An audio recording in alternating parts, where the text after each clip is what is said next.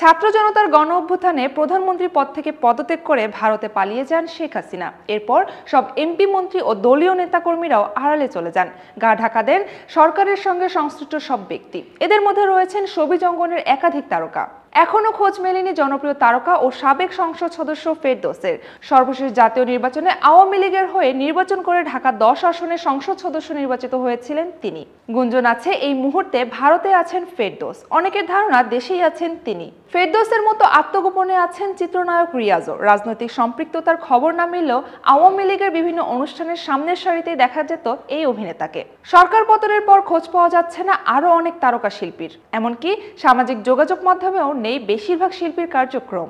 একই অবস্থা আওয়ামী লীগের সাবেক সংসদ সদস্য ও সঙ্গীত শিল্পী মমতাজের। 2008 সালে সংরক্ষিত মহিলা আসনে এবং 2018 সালে জাতীয় সংসদ নির্বাচনে তিনি সংসদ সদস্য নির্বাচিত হয়েছিলেন। তিনিও এখন লাপাত্তা লেডিস হয়ে আছেন।